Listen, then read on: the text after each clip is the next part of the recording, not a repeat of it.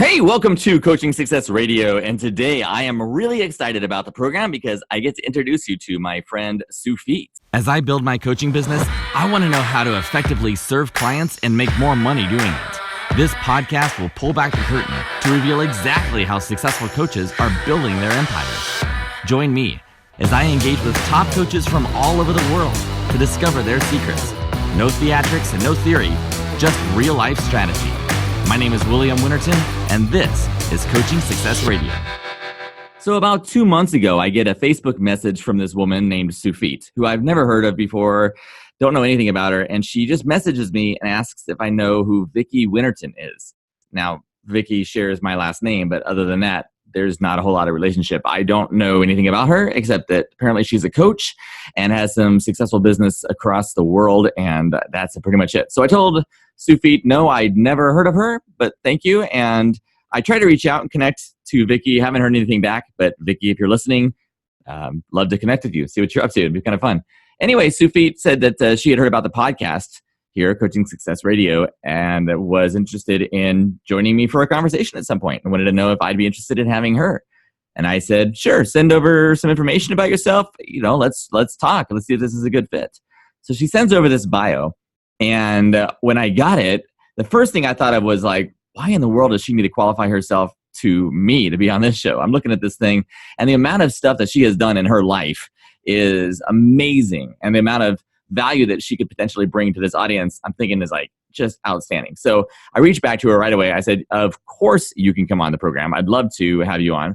So we had a conversation, we recorded it, and I wanted to bring that conversation to you right now. Before we do though, I want to read the bio that she gave me just so you can get a little taste of what you're in for here. I didn't want to waste any time on the phone with her going through this. I wanted her to share as much of her story as possible, and I figured I could pre-record this here. So I'm doing that now and then going to direct us right over to the conversation. But here's what she sent me to see if she would qualify for my program. Yeah. Featured in Forbes and Entrepreneur Magazine, Tsufit is the author of award-winning book, Step into the Spotlight, A Guide for Getting Noticed. Now, I'll stop here and say that I've ordered this book off of Amazon. It's $20. It is amazing. I've already read it through one time, and I'm going through it a second time and using some of the content in here for some of my training for my own clients. Really good stuff. So there's a link down below the podcast. Go check it out. It's $20. Great read. Good investment for your business. Tsufit is a former lawyer who has been described by the Toronto Star. Yes, she's from Canada. She's been described as a starburst of energy, bright, bubbly, and upbeat. And after you hear the interview, you're going to totally understand what they're talking about here. She's been described by Publishers Weekly as a coaching dynamo. Her book, which is Step into the Spotlight, has been endorsed by tons of really amazing people. Tom Peters, J. Conrad Levinson, Jack Trout, BNI founder Ivan Misner, Les Brown, many other New York Times bestselling authors and experts. She's a singer, television actress, and comedian, and the subject of hundreds of featured newspaper articles, television, and radio appearances internationally. Tsufit has appeared doing stand-up comedy in nightclubs and on national TV. She has appeared on television and film commercials. She has coached professionals, entrepreneurs, business owners, authors, speakers, other coaches, consultants, and CEOs, and helped them catapult their personal brands and themselves into a starring role. She coaches her clients to get seen, get heard, and get noticed. She was also once named a super achiever by the Canadian Lawyers Magazine. She's a Dean's List law school graduate who practiced litigation law for 10 years before leaving law to go into her other ventures here. She has a music CD, right? It's called Under the Mediterranean Sky. It has made top album lists all over North America and is played on the radio internationally. She has a very unique story. It's actually the subject of a national television documentary, which aired in several networks across Canada. She's an on-demand keynote speaker, radio, TV show host, and podcast host, seminar leader, and mother. She's an amazing woman, and I think you're going to get incredible value from this conversation. Without any further delay, I want to bring her right now. This is Tsufit. So Tsufit, welcome to the show. Thank you so much for joining me. My pleasure. Great to be here. Let's talk a little bit about Step into the Spotlight. Tell me a little bit about the book. Tell me a little bit about where that came from. Okay. So let's take it back a few years. when I was a kid, I used to sing on the neighbor's deck with her, and we sang, for the neighborhood kids, and like we'd gather an audience and do it. Like I've wanted to be a performer for much of my life, but my parents wanted me to be practical, and I had a lot of other interests too. So I used to watch, those courtroom dramas, and thought, yeah, I could be a lawyer. I mean, everybody knows I like to argue. So, and I was in the debate club in high school, and somebody said to my mom, yeah, your daughter should be a lawyer. So that's what I ended up pursuing, even though all through school I was in shows.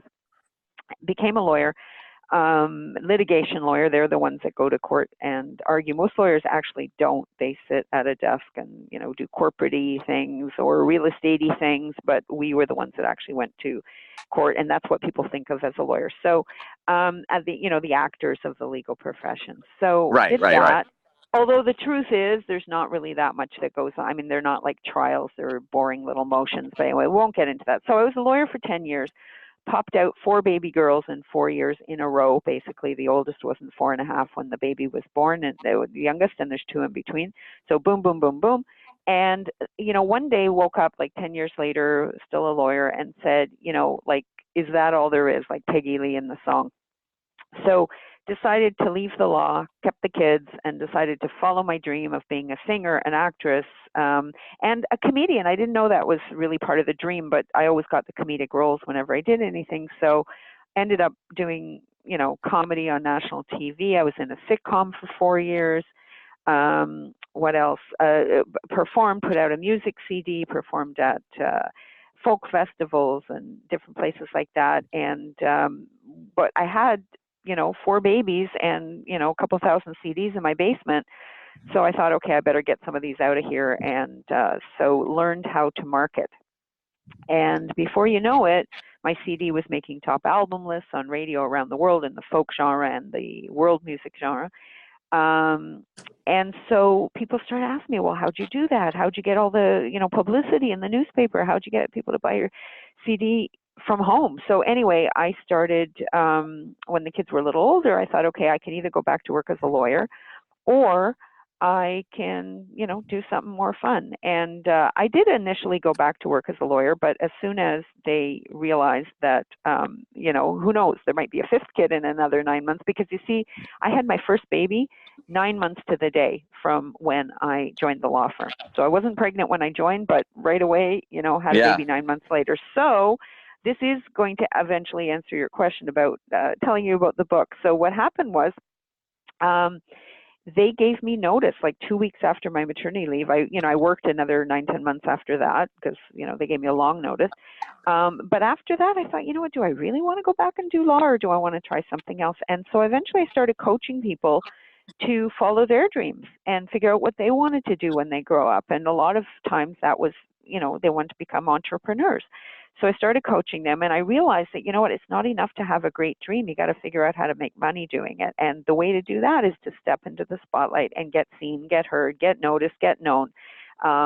And so after about 6 years of coaching entrepreneurs and professionals to do that, and I ended up with, lawyers as clients and all sorts of different professions and entrepreneurs as clients, they said, what, Tsufit, you keep raising your rates. Can't you just like write a book or something?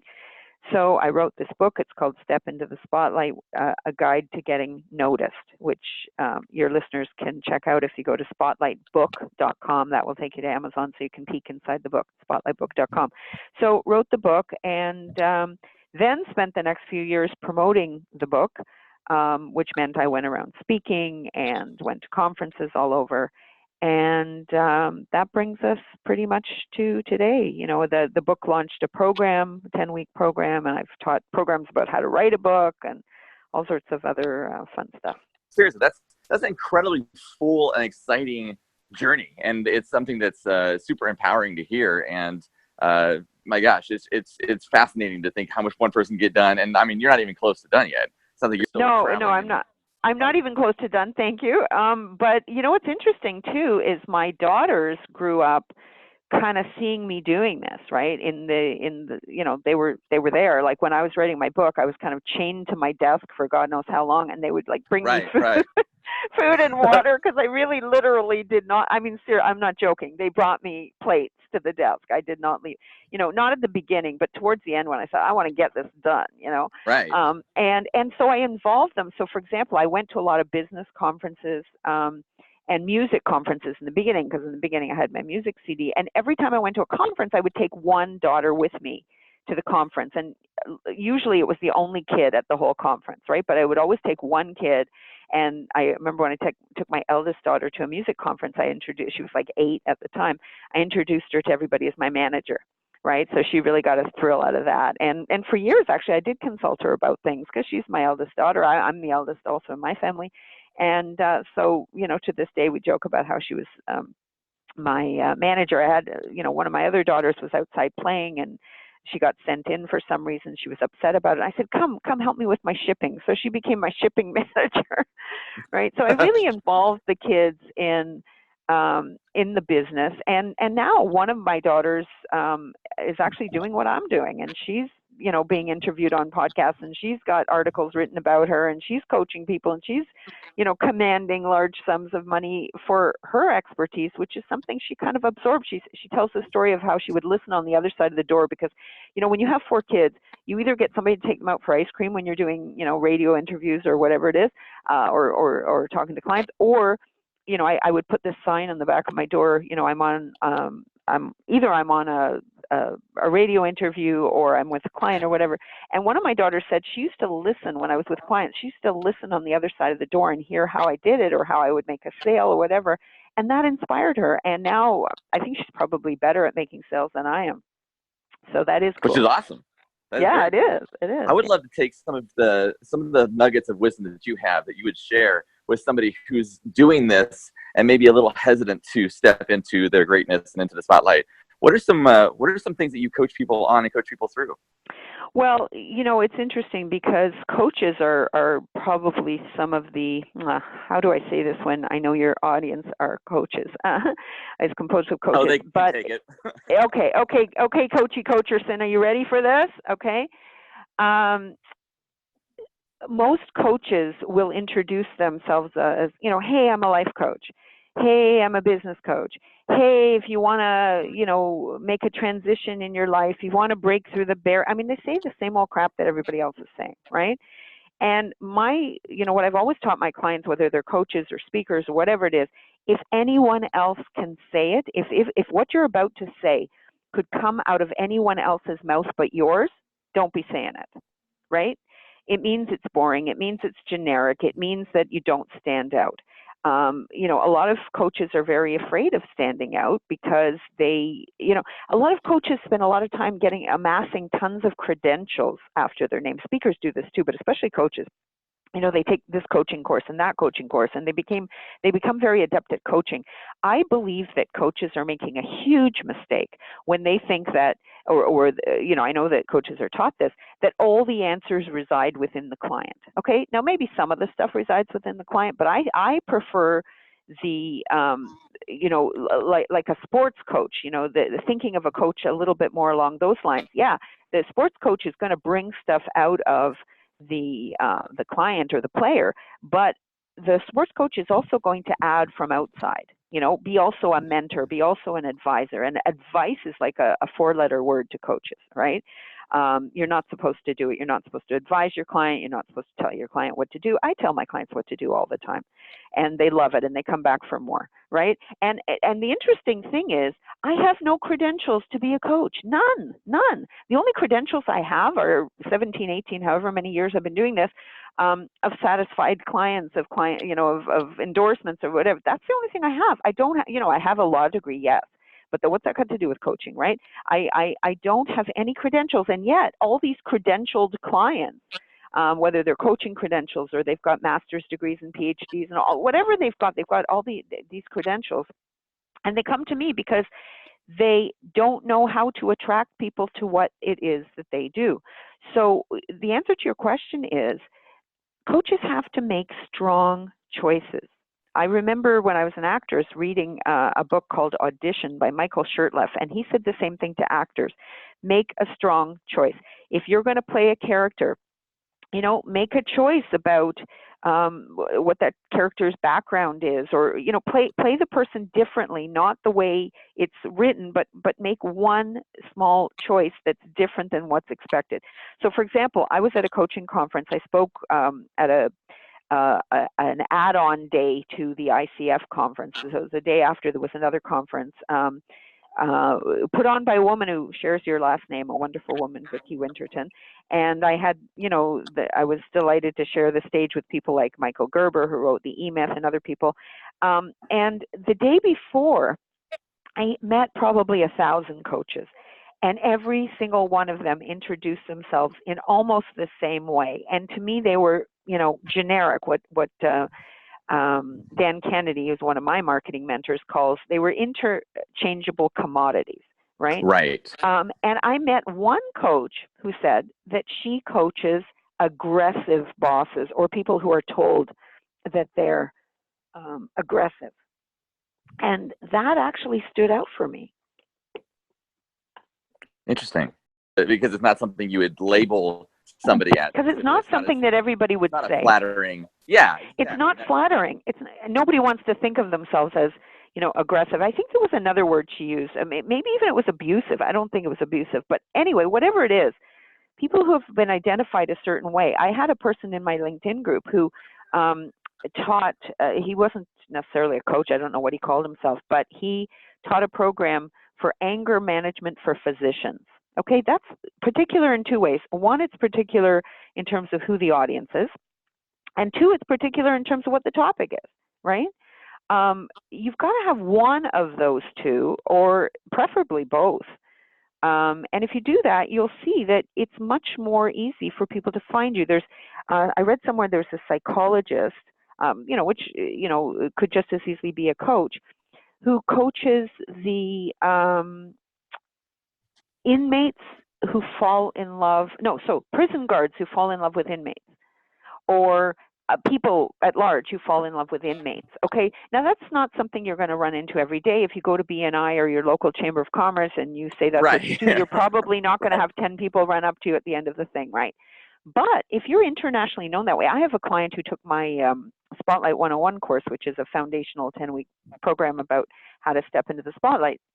And her personal story was that, after 25, 30 years, all of a sudden her loving husband, she had 2 kids, adult kids with this guy, says, "Oh, by the way, honey, I'm gay and I'm leaving you." And she was a therapist, and this, completely shocked her and took the wind out of her sails. But when she finally recovered and went back to doing what she was doing, she started specializing in helping spouses of people, who come out as gay. That's nice and narrow. Now, again, you go to an average networking meeting, there's not going to be 1 million people there, but the truth is there might be one. And if you learn how to do publicity, if you learn how to get out there and you appear on podcasts, and there are radio, interviews, and there are print articles and TV and things like that, people will find you. If you put out articles, if you write a book on the topic, which she eventually did, people will find you. And so yeah, go ahead. It's a little bit of combination of really being truly authentic, and also combining that with some shock and awe, right? You're giving, you got to have something that's going to draw people in. It's got to make people, kind of lift their eyebrows up and go, what? Like they're not expecting it. But at the same time, you don't want to do it from a place that's just doing it to get shock value, but there's no depth to it. And you don't want to, streak across the stage naked, as they did once at the Academy Awards, just to get attention. You don't want to have to dance, with a boa and sequins and 17 seals dancing on your head to get attention. So yeah, in that sense, you have to be authentic and not just for the shock value, but you also have to be what Seth Godin calls remarkable, in books like The Purple Cow or whatever. Exactly. Yeah, you got to do something to make them look. And it has to be narrow enough that people self-identify and say, that's me. So, for example, the subtitle of my book, now mine is not the best example, actually, I must admit, of being narrow. Although I'm not just another business coach and I'm not just another marketing coach, but I'm definitely not the best example of this. So do what I say, not as I do. But the subtitle, come on, let's get real here, right? But the subtitle of my book is A Guide to Getting Noticed. And I have sold hundreds, if not thousands, at least hundreds of books in elevators. You know, they talk about an elevator speech. I don't have an elevator speech, but I've sold tons of these in elevators. From the time that you get to from the first floor to the 17th floor, their $20 is in my pocket and my purse is in there. My book is in their bag. How does that happen? Because of the subtitle of my book, sometimes it's a guide to getting noticed. Somebody will see that and say, oh, that's me. I need that. Very often they buy the book without even seeing it. They just ask what I do. I say I'm the author of a book about how to get seen, how to, get noticed. And they go, I need that. And the exchange takes place and that's it. Right? So there's a guy named Larry Winget. Winget, W-I-N-G-E-T maybe is how you spell. I'm not sure. And he talks about the same old crap as everybody else. Actually, I don't mean crap in a derogatory way, but the same old stuff. No, I totally as understand. Everybody else, right? We've heard it. But here he does it differently. Okay, so he talks about responsibility and all the stuff that all the boring coaches talk about. But he calls himself, and people call him, an irritational speaker, not an inspirational speaker. An irritational speaker, or how everybody calls themselves, a motivational speaker. He calls himself the pit bull of motivation or something like that, right? He's not particularly friendly. He's not particularly, touchy-feely. Dan Kennedy, what does he call himself? Professor of harsh reality, or right, himself, or other people call him, right?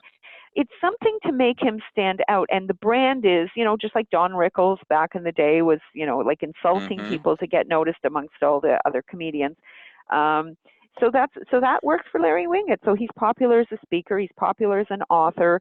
He has books, I forget what they're called, but something like Quit Whining and Get On With It or something. So it's the same message inside, but it's in a different wrapper. And it's, now if you can have a different message, even better, but you don't want to be so different that it doesn't appeal to anybody, right? You don't want to be the only one in the whole wide world saying what you're saying. Because maybe that message, if nobody else is saying it or selling it or producing it, maybe it's because people don't want that. But if you can have an angle on what everybody else is saying, if you can have a different persona, a different brand, a different backstory, if you can tell a good story about how you grew up in a chicken coop. I remember hearing that story from somebody that I saw on the circuit. I go to a lot of conferences, or at least I used to. And I know which one, and if you're following all this stuff, you also know which one. I know which one grew up in the chicken coop. I know which one had an accident in the Caribbean, and then thought he found life's golden ticket. I know which one, bought a $400 disc, and didn't tell his wife because that was all, they didn't have any disposable income at the time, and he quit his master's degree to start an online business. Now he's a gazillionaire. I know all their backstories. And if you are in, this field long enough, you start to know that if you want to get seen, get heard, get noticed, get known, you've got to have a backstory. And you asked me at the beginning of our time together today what mine was, and I told you litigation lawyer leaves the law for limelight, right? And that was the story in the newspapers, and that's why so many of them wrote about me, and that's why so many, I confided in you, William, that yours is the first of 4 podcasts that I'm doing back to back today. That's why people are interested, because there is a story. Now, the story itself is not enough. You have to have a message after you get their attention. You still have to know how to do what you do. But a lot of coaches make the mistake of thinking that being good at what you do is enough.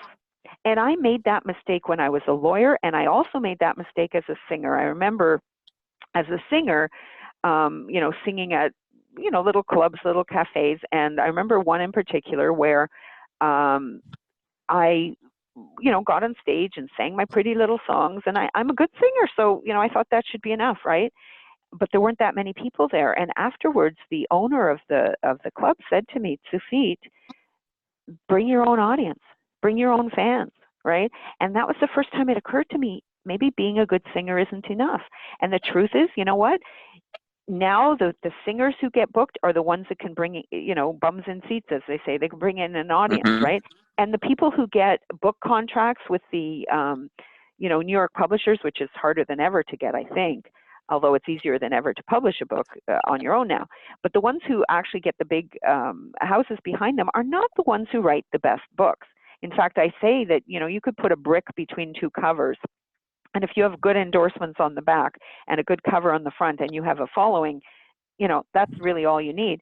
Well, the truth is that that's what the publishing companies are interested in, people who have a following. So Brendan Burchard confided at one of his seminars in the audience and told them that what he said in his whatever it is you send, the book proposal, that he had an army of followers, which he does. That was enough for them, big fans. Exactly. I remember reading something very similar with Robert Kiyosaki. I remember it was a conversation that he had at one point. Some lady was in his office and was a writer and was frustrated and couldn't do anything. And how can Rich Dad Poor Dad be such a great book and sell so many copies? And I remember the story of him just pointing at the top, and it says, I wasn't the best writing author. I was just the best selling author. That's right. That's what he says. Yeah, he says that all the time. And it's interesting because he was if I'm not mistaken, he was a student or attended conferences by Dan Kennedy, the mentor that I was telling you about. He also went to Steve and Bill Harrison, who do the Publicity Summit. I think his wife actually approached them first and said, my husband just wrote a book, we want to sell some. Actually, I think the book was written in order to sell their cash flow game. It was, exactly right. Which they charged like $200 for. So ridiculous. That's the other thing. You can break out of your category by, shock people with the price that you're charging. People are going to wonder, why are they charging so much? And they're actually, sometimes it's easier to sell something for $200 than it is for $20, because they're thinking, well, there must be something there, right? So what do you do to help somebody who is really wanting to break out, but man, it goes against every grain of their nature. They really want to get the success. They really want to get the spotlight, but inside there's that internal dialogue, right? That's telling them that this is nuts. People are going to think they're crazy and this isn't going to work. And how do you overcome that? Well, you know what? I think you've really pinpointed what the real issue is here. Okay. The real issue is, people need to learn about marketing. It's really important. But the thing is, if you don't have the self-confidence, I think it's Dan Sullivan who says that the only thing, he's a success coach as well from Canada that brings people from around the world. And he says the only thing an entrepreneur is really selling is confidence. And that's absolutely true. If you go to a comedy club and the comedian on stage is nervous, how does the audience feel? The audience feels nervous. The audience feels uncomfortable. They feel bad for the guy, but they're also uncomfortable. So a comedian on stage has to kind of make the audience feel, don't worry, I got this, right? And I remember when I was singing on stage, people in my family, my husband actually at the time said until he'd seen me on stage a few times, he was always very, very nervous because, well, what if I didn't do well? After he saw me a few times, he goes, okay, she's got this. Like he doesn't have to worry about it. The audience doesn't have to worry about it. It's the same thing for coaches and their clients. If your client senses that you lack confidence, that person isn't going to hire you or won't stay with you.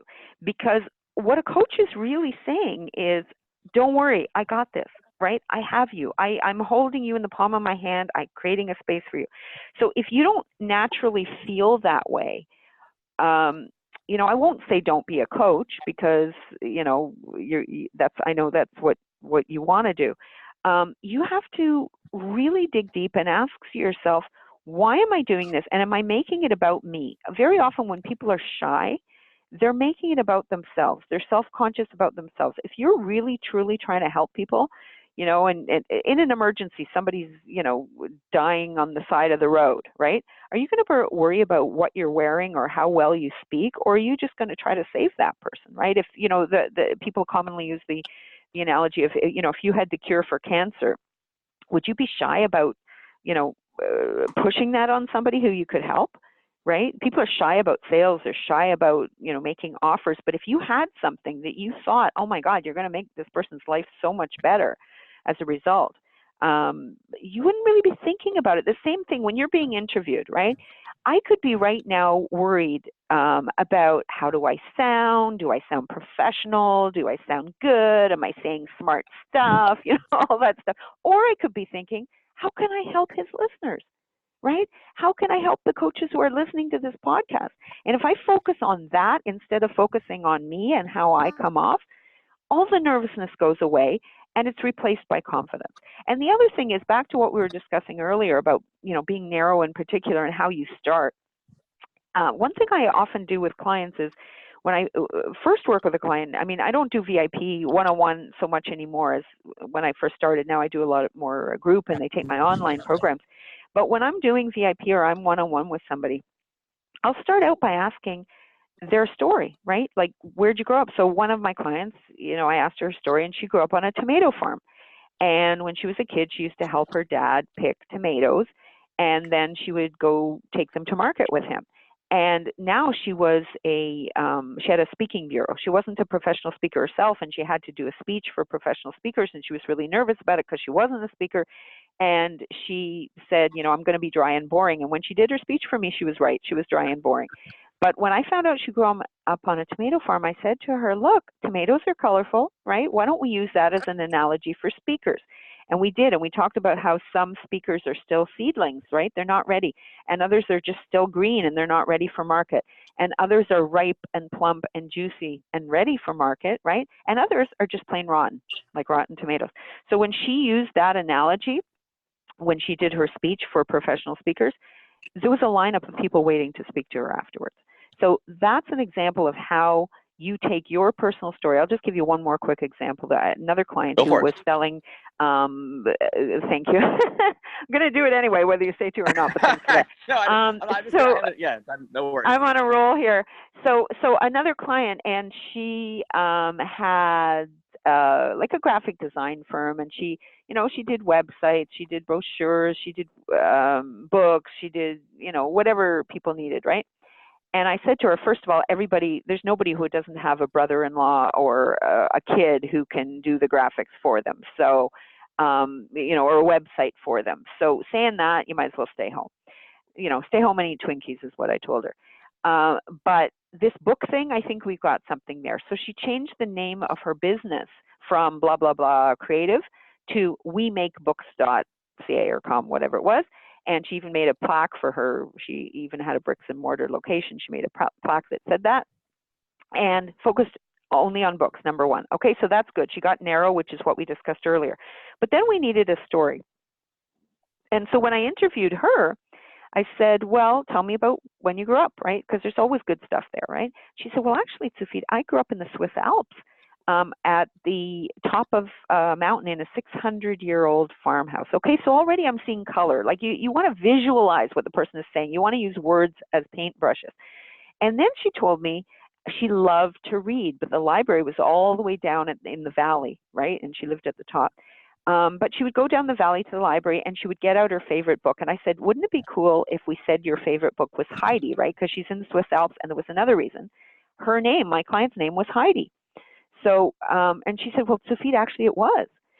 So we told the story of Heidi and how she would go down the mountain to get her favorite book from the library, that was Heidi, and she didn't have any books really at home. And guess what? Now she makes books. She helps authors create books. So what a compelling story. She connected her personal story to what she's selling. And that's the other thing. You can't just tell a great personal story. You have to do what we did with the tomato person and connect it to what she's selling. So speakers, right? Or here, she makes books. I have a lot of people who, they hear part of my lesson, but not the other part. So they'll come up with this great story, but then they try to make the bridge. They try to make the leap to what they're currently selling. And now I'm a roofer, and they don't make the bridge, and it doesn't work. So right, it has to link together, and it has to link together, and that's how you do it. Beautiful. Well, listen, this has been fantastic. Is there anything that I can ask you that I haven't asked you haven't talked about that you think would be super incredibly valuable? I know you could probably spout on for about another 4 Well, you know what, two things. I'm going to give you a few little links, if I may, for how you can follow up on this stuff. So if you want to figure out how to introduce yourself in just 30 seconds, which is key. If you don't, I've gotten national TV from meeting people for 30 seconds, like literally 30 seconds, and I'm on national TV. So you got to learn how to do this. You can get some free tips if you go to www.spotlightsecrets.com. Write that down, spotlightsecrets with an S at the end, .com. Put your name, put your email, and a second form will pop up. That's because in Canada we have these anti-spam regulations. Fill the second form. Make sure you don't misspell your own name, which least a quarter of the people do, spotlightsecrets.com, and you'll get this series of free tips over time about how to introduce yourself in 30 seconds. Number 2, go read Step Into the Spotlight, which you can see at spotlightbook.com. You can order it there, either digital or I would suggest you get the physical copy because there's a lot to be learned just from seeing it. Thirdly, you can join my LinkedIn group if I like you, and I can't promise you that until you request to join. Come to www.spotlightgroup.biz, B-I-Z, and request to join. If you tell me that you heard it on this podcast, there's much more chance that I will accept you, spotlightgroup.biz. So that's what you could do. And I guess the last tip I'll give your audience is, and this is something I learned both as a speaker and as a lawyer in court. You got to learn when to sit down and shut up. Your tendency in the silence is to fill it and to try and talk through and not give your client the opportunity to kind of get into their own stuff. Yeah, see, I'm breaking my beautiful ending by speaking. But when I speak, that's normally what I do, and I sit down and I shut up, and I don't say another word until the person in charge thanks me and blah blah blah. Which is what I try to do. But anyway, podcast that way. I kind of blew it. Yes, I have actually ended podcasts that way. But usually when I do, I've given the podcast host a warning to ask me one last short question, and I tell them it's like a 3-second answer. And but what we're doing today, I think, is even more interesting, which is we're showing you guys the behind the scenes stuff of how I do what I do and how we do what we do. And what you said about, it's important to give silence for your client. Yes, of course it is. But I was thinking more in terms of marketing yourself. So if you're at a networking event and you only get 30 seconds, make it 30 seconds. Or, sometimes I get away with 40, 45, but don't go on for 2 minutes. Or I've seen speakers who, do really great in 45 minutes, and then they talk for another 45 and they just lose their whole audience. So I'm going to once more take my own advice now that you've been warned, and I am going to sit down and shut up. Wow, that was awesome. Thank you so much for tuning in and checking us out. New episodes are coming out every few days, including lots of conversations with massively successful coaches sharing their secrets with you. So be sure to subscribe to our podcast and YouTube channel so that you don't miss out. And if you're looking for a way to start making serious money from your coaching, you need to check out my free training. It's at williamwinterton.com. I lay out the step-by-step on how to start making 5 figures a month in the next 60 days. Check it out, williamwinterton.com. I'll see you next time.